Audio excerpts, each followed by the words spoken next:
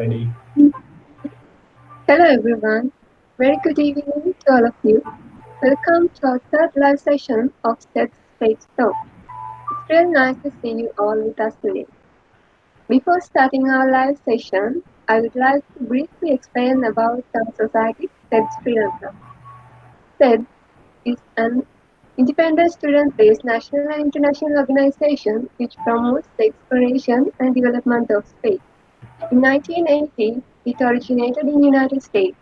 Then, SETS is organized by country, region, and chapter. Students, leaders of these international groups convene at SETS Earth, the global governing body of SETS.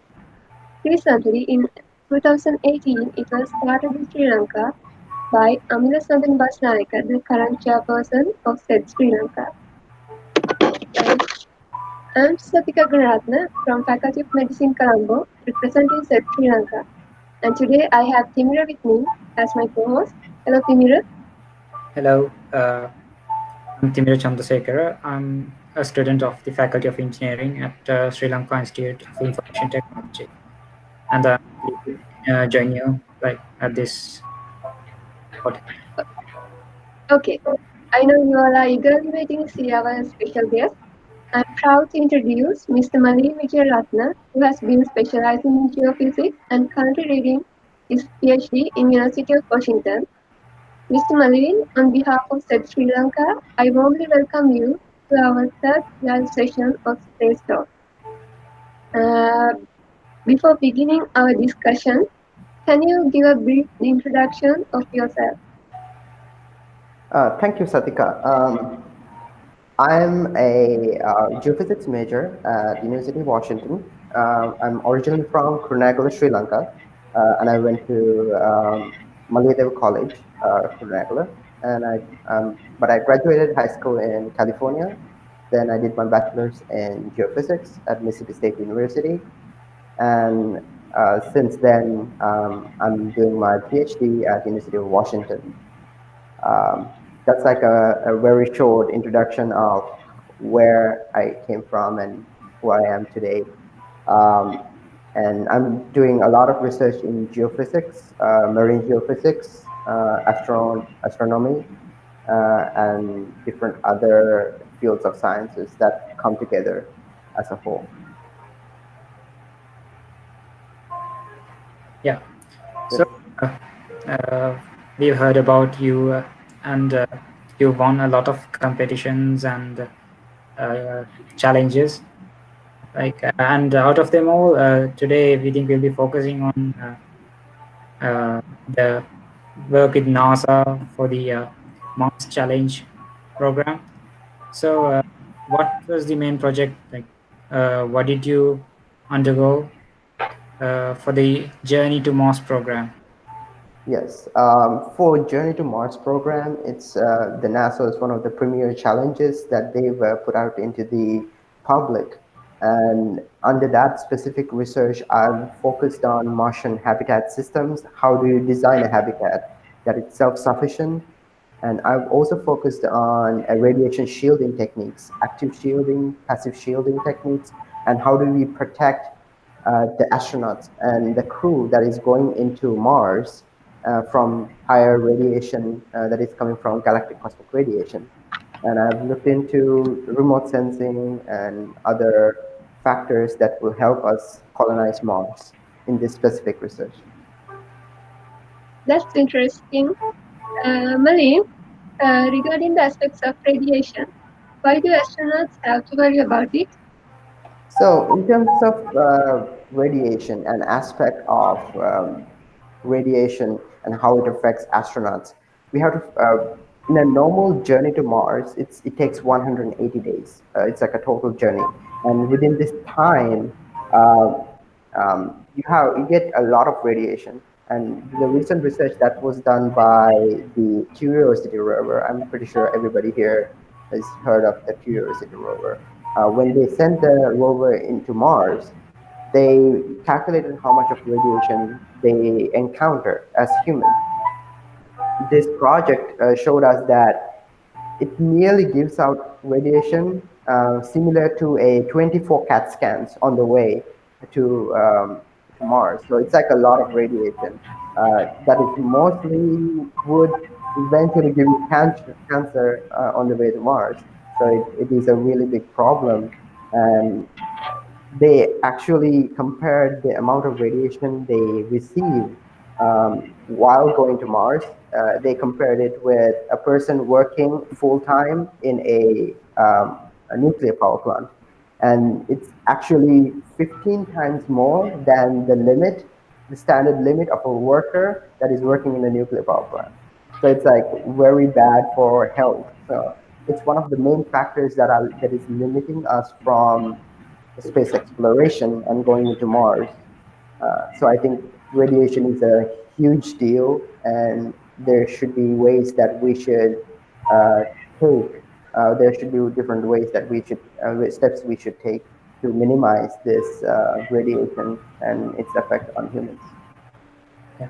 So you talked about the Curiosity rover, and that makes me think we should talk a bit about the equipment and the technology we sent to Mars as well, because the technology from the time when we sent humans to the moon is not the technology that's being used today.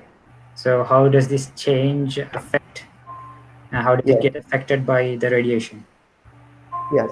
So up until recently, people didn't exactly consider about radiation because if you think about the moon is kind of in the path of Earth's magnetic field, so it's automatically somewhat protected by the Earth's magnetic field. So Mars, on the other hand, does not have a magnetic field. I mean, it does have a magnetic field, but it's so small to the point that it cannot protect any of us against the radiation that is coming into Mars. So the technology that they send through the Martian rover, it basically uh, measures how much of radiation in terms of microsieves. Yeah, this radiation shielding techniques are not much explored. So, for example, let's just take in our um, the first mission to mission to the moon. They used aluminum alloy as one of the material in the spacecraft. They used to, which is the Apollo 11, to go to moon. This specific material, which is aluminum, when the high energy particles, which is the galactic cosmic radiation, so galactic cosmic radiation, in a sense, is high energy particles that doesn't have an electron. So when it comes and hits any metallic element, it creates another radiation. So in a sense, not only you would get the radiation out of the high energy particles that come directly to you from space, it will create a different secondary radiation that will kill you faster. So it's effective. People have worked on putting water. Like if water is an effective element that would absorb these high energy particles because of the OH and H plus molecules, and the atom and the molecules. These radiation particles, you can stop them by adding a water layer, but if you think about it, you cannot add water. You cannot carry so much water into space because it will add a huge mass, and that's a huge problem that my project focused on. What is the effective material that you can shield the uh, how can you shield these spacecrafts without adding weight? So there are a few researchers that they've done looking into gravitational the magnetic fields that could push away the these particles away before it gets to the humans that are living inside of the spacecraft. So it's been there was a lot of research done, and I will probably explain my research later on what these materials are. Yeah, that's really interesting, and I think seeing even a single kilogram of material to be sent to space would cost millions. So Yeah, your research would be really useful in the end, in the future. yeah. So can you explain some of the spaceship habitat designs you developed for NASA to prevent Yes. radiation exposure? Yeah. So I'll do a screenshot. So I will share my screen with you guys. So So this is one of the spacecrafts I basically designed through CAD, and you can see that the outer tubes of the spacecraft is different color. So the middle part is the habitat. That's where you carry the astronauts. This spacecraft is mainly designed for a crew of 6 people. They were planning to send to Mars. So this specific spacecraft looks into passive shielding techniques and active shielding techniques. So imagine this spacecraft is assembled in space. So each tube is assembled on the ground, and they were sent separately into the space, and they got assembled into one huge spacecraft. That's the main technique that I was looking at. And once these 6 tubes and the middle living tube is assembled, they send that into Mars, and once it arrives on Mars, you can change these different levers uh, into adjusting it into a habitat that you can live on Mars.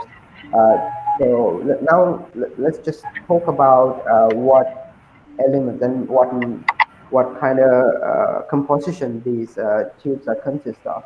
The dark green part of the tubes, those are basically normal polystyrene tubes. These polystyrene tubes, we found that polystyrene is one of the good material that would be able to absorb the galactic cosmic radiation. And if you think about it, I have this one. So if you take a look at this specific diagram, you can see that aluminum is one of the highest, it has the highest radiation exposure, and it can create secondary radiation. And if you look at polyethylene, it's the second to last. And that is one of the best elements that we would be able to use to passively shield these spacecrafts. Uh, and we all know that polyethylene is polyethylene, different bags and things like that. This is called composite polyethylene that you might be able to mix with other materials to produce a lightweight material that can shield and create uh, this main habitat for humans to live inside.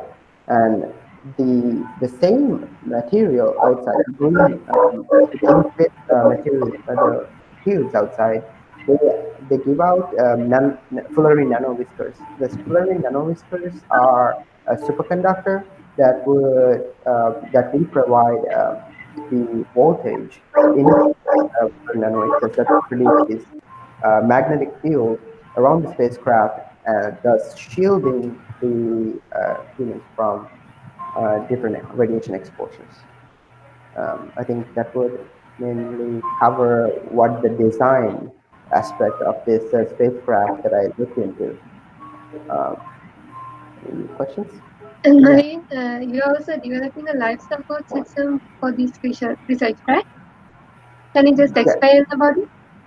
Yes, the life support system that I've developed is mainly focused on algae, and um, how do we create oxygen that would support people, and how do we create oxygen without carrying oxygen into space? And because oxygen is not an element that is present readily in Mars, you have to have a way to create oxygen in space and in Mars. So this is one of the diagrams that I've created.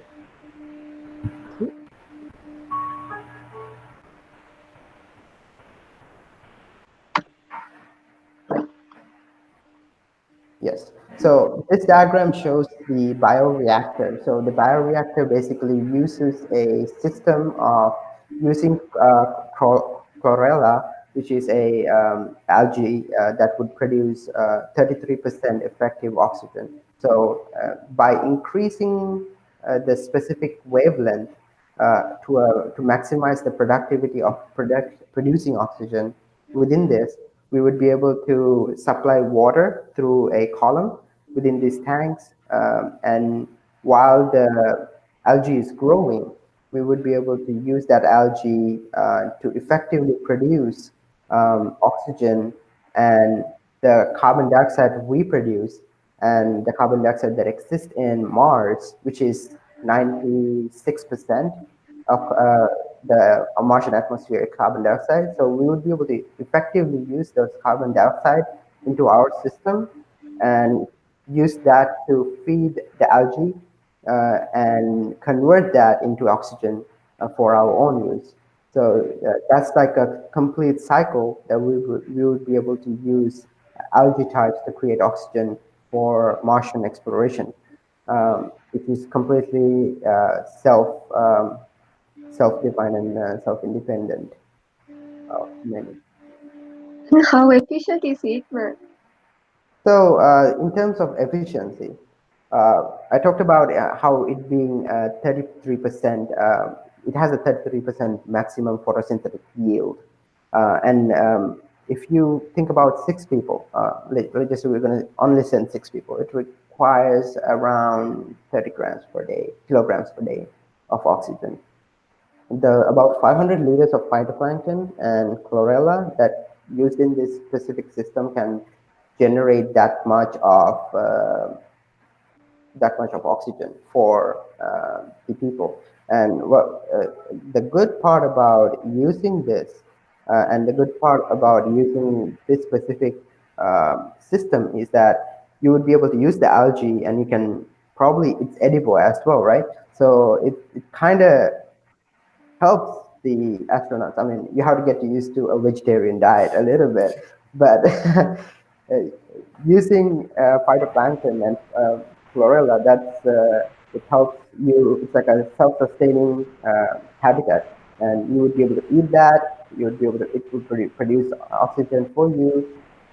I think it's very effective, and there are a few researchers done in the past that uses the different type of algae. But this one, what's different about this one is that it uses a specific wavelength, a wavelength of blue and red light, and how this wavelength would help to maximize its yield.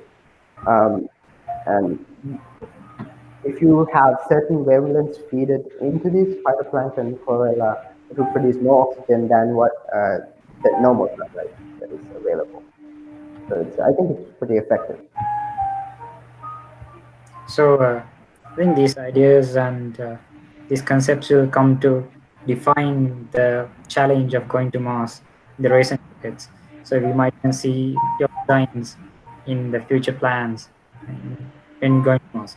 So Mars seems to be a realistic target now. So according to your project, how did you propose to NASA to land the human colony, the location, and why did you choose that location specifically?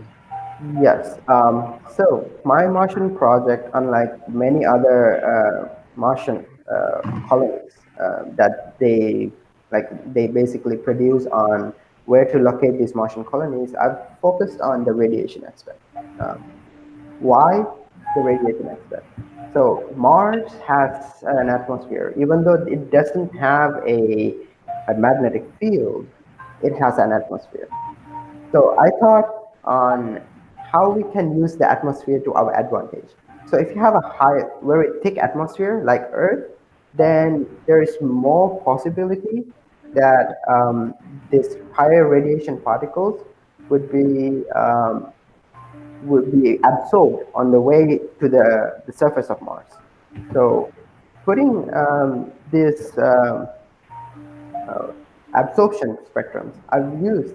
So if you have a really high altitude place like the hill on Mars, if you locate it in that specific hill, then you would have a higher chance of getting more radiation exposure because you have about 270 degrees of exposure levels. So if you think about a crater, then you are actually shielded because the angle that is you are exposed to the outer, the ring, outer atmosphere is low. So you have a much higher chance of getting shielded in a crater compared to a hill. So I've looked into this one specific place on Mars, which is called Hellas Pangaea, which is one of the biggest craters that exist in there.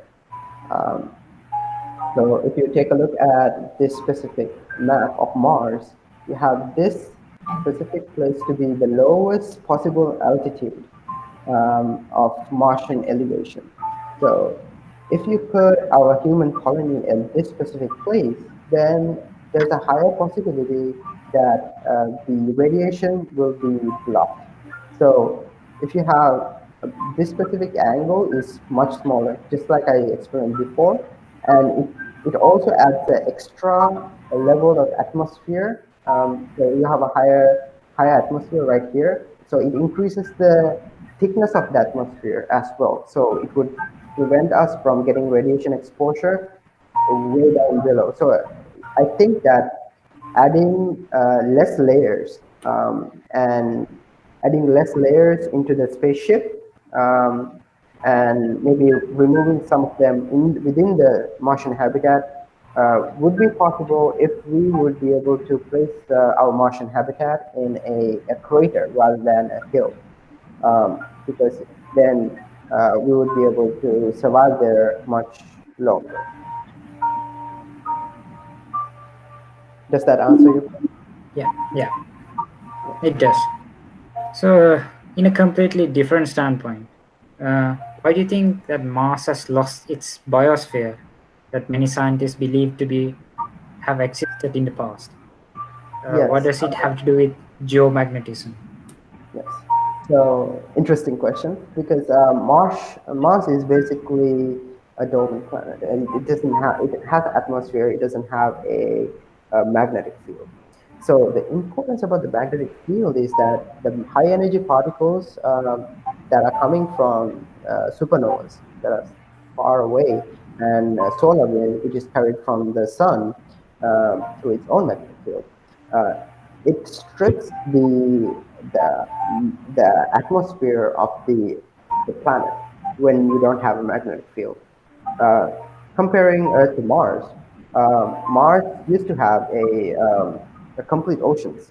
They used to be covered with oceans, and it had a good atmosphere back in the past, where many scientists have analyzed this data from different images that they capture in Mars.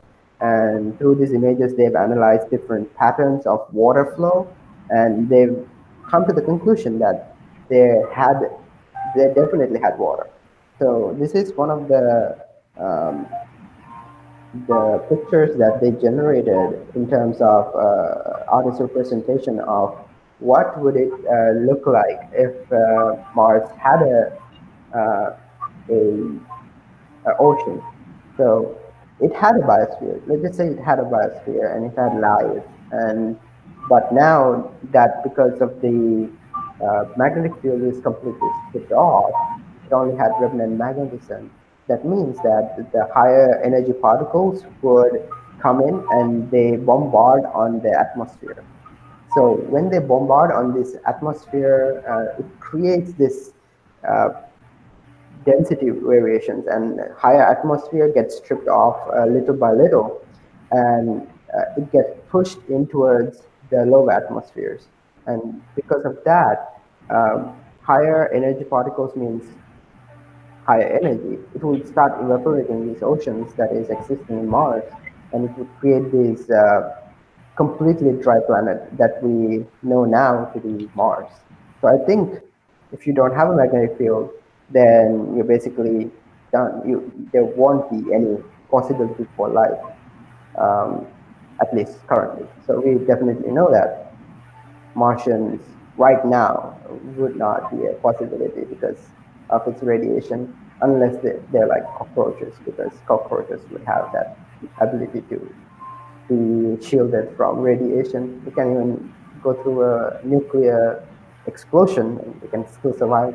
So I mean, unless they're genetically modified beings, I don't think there is a possibility for major life, currently major life on Mars. So that's a kind of scary thought. So do you Yeah. believe that this could be the case on Earth as well in the future if we lose our atmosphere? Can we lose our atmosphere if the magnetic field is too low? Or in recent times, I've read that there's a possibility of Earth's magnetic field flipping. So how would that affect our atmosphere? So yes, Earth's magnetic field, if you think about it, it's going down right now. If you compare the three X, Y, Z axis magnetic fields on any location on Earth, we know that the magnetic field is going down. Right before it flips from north to south, it doesn't happen like bam, you don't change. It's not that fast. So it'll take millions of years to change. But I would say by comparing the magnetic fields, the changes in the magnetic field that they observe through the past. Do you want to know how they developed this theory? In terms of understanding how the magnetic field varies, if we look at ocean basins, you can see the magnetic lines and strips that are protruding from the places that diverge plate boundaries, where the magma come out and they solidify into specific axes of magnetic fields. So by observing this kind of things, we can say every few tens of thousands of years, the magnetic field flips. So if you think about it, I think we're very flip. So in case of a magnetic field flip, it goes from north-south polarity change, then you would have a really low magnetic times of really low magnetic field. And because of these specific times, you would have higher radiation exposure that might impact different climatic patterns because there's high energy particles bombarding into the atmosphere. You might have really completely different environmental changes like forest fires or things like uh, higher evaporation in the water, that is on the oceans. These are definitely possible when the magnetic field flips. But I think that there could be shielding techniques that we would be able to incorporate that would help us in the future. Okay, Hello? Matthew. We have learned more about Mars, so then we will go to something very interesting about Mhm. methane. It's really a huge problem because of the climatic change it affects. So, what is actually ancient methane of the Earth? Yes, methane is released by different mechanisms. If you think about how humans release methane, it's by creating cattle farms, and there's a lot of farms going on, right? So if there's a lot of farms, then those animals would basically release methane. Um, but in terms of natural exposure and natural release of methane into the atmosphere and the water column, which is the sea, we have methane seeps. So methane seeps are a quite different story because there are much deeper in the water, or there are shallow ones as well. But the shallow ones would be able to get released into the atmosphere. So when they release into the atmosphere, it would add to the total greenhouse gas content on the atmosphere, and it will aid towards a non-human based non-anthropogenic climate change, which is I would say normal. But what humans do is they would create this unusual increase in carbon dioxide that would lead us to go into more global warming problems.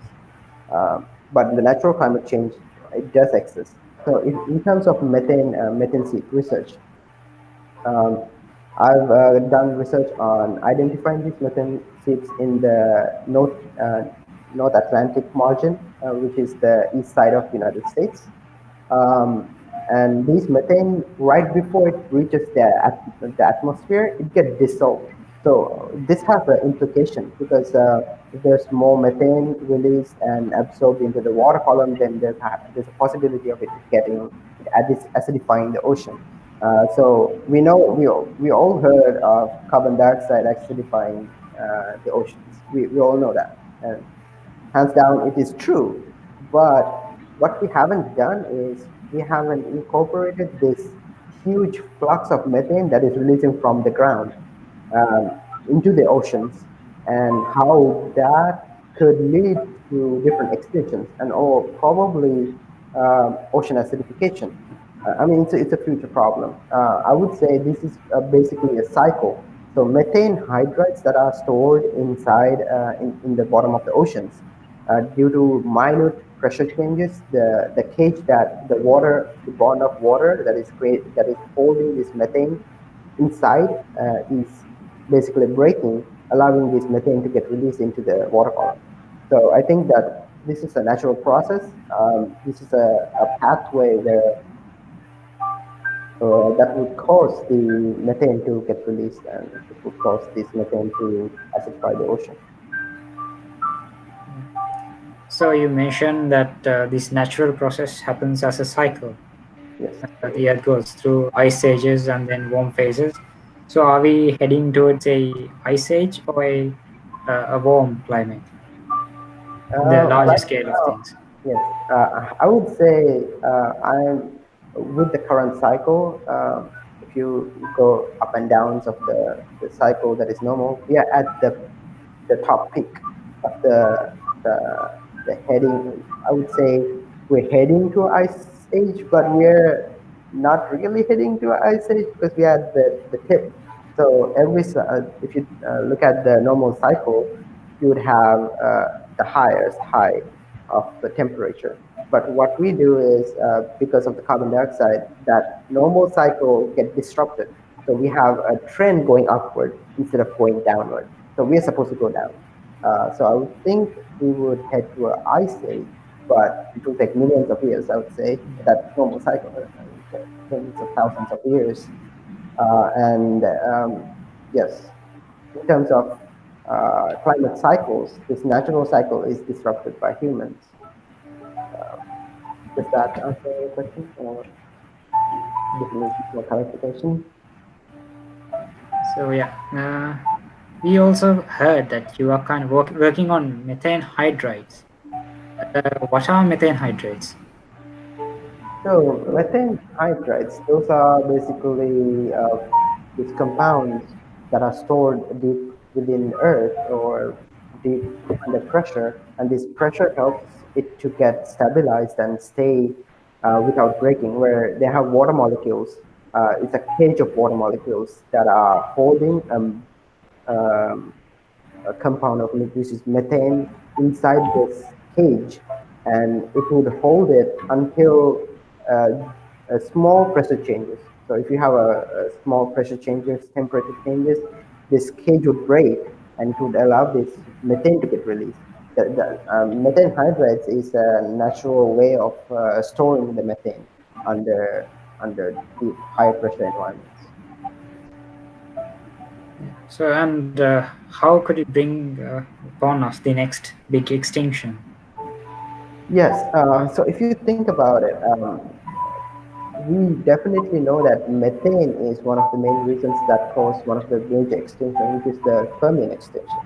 Permian Triassic extinction actually um, occurred 250 million years ago, and that specific extinction caused this huge amount of methane to get released into the water column, and it literally destroyed 97% of all living creatures that lived in the water column.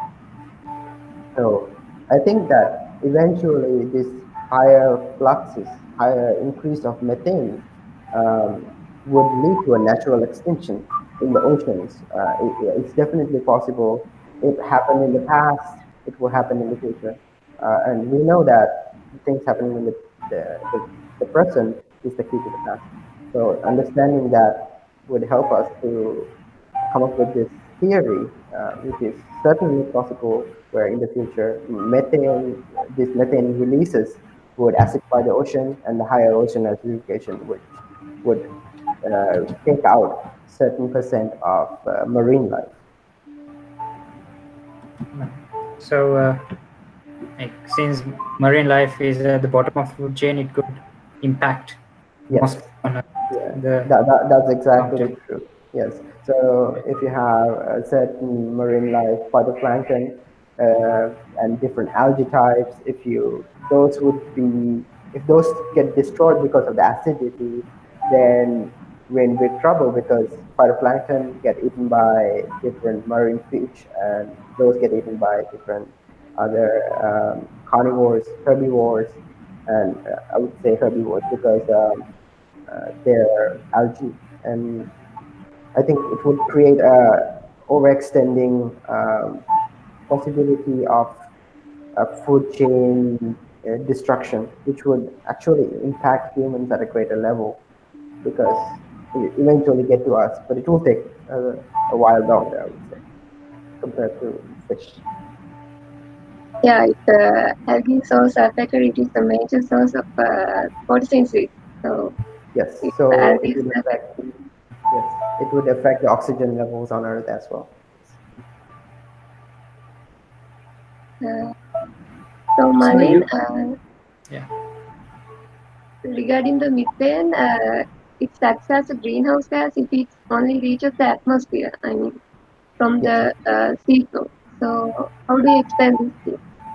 So the methane, when it's released into the atmosphere, it only releases to the atmosphere when it is at shallower depths. So I would say it has a higher possibility of affecting the ocean acidification rather than global warming, because global warming patterns. I mean, I'm not saying it won't affect. It would affect, but it would, the percent of affecting this natural climate change from methane is quite low because the methane hydrate stability zone is pretty deep. And if you think about it, that the possibility of methane affecting, I know that methane is a potent greenhouse gas, but I think the main question the main thing we should focus on is carbon dioxide, which is uh, what's mainly causing the climate change right now, which is what we're deviating from the natural climate change patterns. Yeah. So you talked about how humans are increasing the uh, the natural warming cycle of Yes. the global cycle. So recent times, there's been research about the Arctic permafrost melting and releasing methane in the atmosphere. Uh, Yes. yeah. How So would this affect in the yes, larger scale of things? permafrost melting is, I think it would be a positive feedback loop, which is why if you have more warming caused by carbon dioxide and the higher increase of this the temperatures, it would affect this permafrost to get melted, and that would be causing somewhat changes. Yes, so even if the methane seeps that are not in the water reaches the ocean, then the permafrost, on the other hand, which is frozen ground, they would have an impact on climate change. It would have so more heating would lead to more permafrost melting, and that heating that permafrost releases methane, and methane would heat up the atmosphere again. So that's why I said it's a positive feedback loop. So the more methane would create more climate change, more heating. Yes, so definitely has a possibility of affecting our normal climate cycles and global warming. So you talking about this positive feedback cycle, and it has already started, and so the permafrost is melting, and the climate keeps getting warmer. So do you think humans can reverse the flow? Do you think we have a chance at affecting this natural cycle and the overarching we've uh, made, the impact we made indeed? Yes, I mean, I think in a sense, I think we are way past the boundary where we can actually reverse everything that we have done to the environment. I mean, we've done attempts to restore certain aspects of climate, and for example, we've taken steps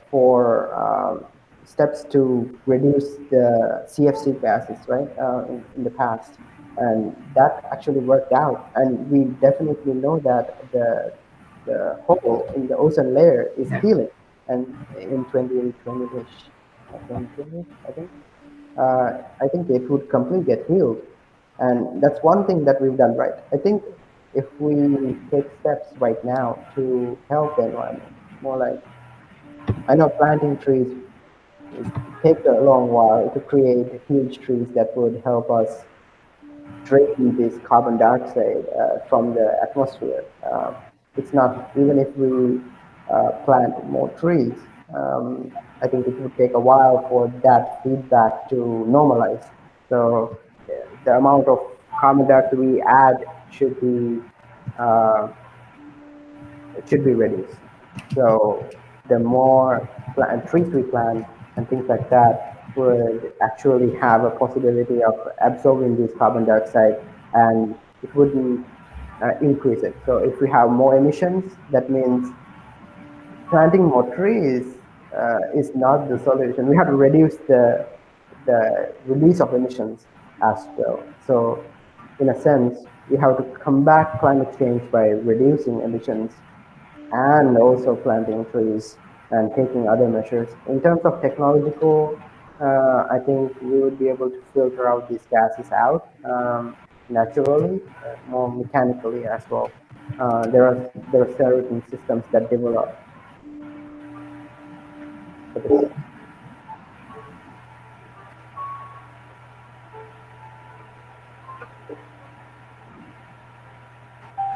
Hello. Yeah. So we've some questions from the audience. I think Satika, would you mind? Yeah, it's from Tisari Rajmohan from Mars Generation Sri Lanka, Mhm. and her question is, everyone is talking about colonizing Mars. The major thing in colonizing Mars is getting oxygen gas from solid. Uh, can you explain this? Uh, can you clarify what did you say in terms of extracting oxygen from solid? Is that what you said? Can you repeat the question? It's asking about everyone is talking about colonizing Mars. The major thing in colonizing Mars is getting oxygen gas from solid. Yes. So if you think about it, getting oxygen gas, we would be able to do electrolysis. We know that Mars would have a huge ice deposit underwater, under the ground. If we take the water out, and if we basically do electrolysis, we would be able to break the bonds, and we will be able to get certain amounts of oxygen out as well. I know that this is the possibility. I think my research basically focuses on using phytoplankton as a effective mechanism to produce oxygen that we need, rather than relying in water, because I know that we would need water to survive as well. So uh, using a portion of oxygen that is existing as drinkable water for humans, for oxygen generation, I think we would lose some certain resources that are available to us, especially in Mars, which we have a lot of limited resources. So this brings up an interesting question. Like, there's talk about terraforming Mars, making it habitable. Right. Mhm. So people talk about dropping thermonuclear weapons at the polar caps of Mars to melt the ice, and they've got a lot of plans. But this makes me ask the question: would any of this work without a magnetic field? Can we achieve? Can we create Uh, a field? yeah, I think the first thing you have to do is to create an artificial magnetic field. I think there are techniques that you would be able to create this. If there's a giant shield that protects Mars from getting stripping away, the atmosphere getting stripped away, then if we use the terraforming techniques by basically evaporating the polar caps, and that would create the additional layer. So that vaporization would create water vapor, right? So there's more water vapor, that means more heating. Water vapor is also a greenhouse gas, just like carbon dioxide. So this would create this heated environment within Mars that would allow us to create this more water cycle.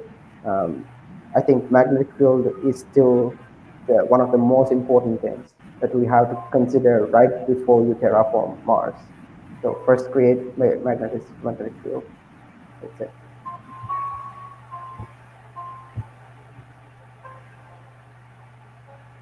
Okay, the time is limited. Do you have any questions to ask, Simira? I think we're close to wrapping things up. Yeah. So before wrapping up, I'll ask this question. We have heard that you are from Kurunagala. So, what is your path to USA? And anyone here in Sri Lanka, do you have any suggestions or any uh, message to them how to achieve their goals about their space career? Yes, and I mean, in terms of how I got to United States, is basically through research. I've done research since my high school ages. I've been to science fairs, International Science and Engineering Fair, a long time ago in 2012, and I know doing more research and getting your ideas out there is the best way to be successful in the space career. And sometimes you have different challenges, like for example, doing NASA challenges, things like that. Most people think that they're limited because they're not U.S. citizen. But I think that if you keep trying, then there might be more opportunities arise from that, and there are possibilities that you may not know that existed, and connections that will help you in your space career. I know that in terms of Sri Lanka, Sri Lanka would be a great place to do atmospheric research and also space research. But in terms of the resources, I think you have to put yourself out there and send emails to the professors about your ideas, discuss your thoughts with your fellow peers, and even ask questions that would trigger your curiosity. I think that's how you will be able to become better. And in terms of improving your career path, you need to make more contacts. You need to do research, and I think if there's any person that is new to university, like in the beginning, like the first few years of university, then start doing research, getting your research published.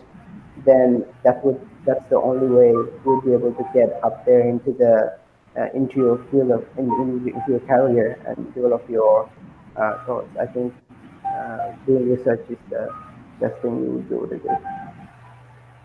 Okay, Mali, that's really motivational, and thank you very much. So now it's time for us to wrap up our live session today. And Mr. Maleen, it was a great privilege for us to talk with you. And as Sri Lankans, we are really proud of you.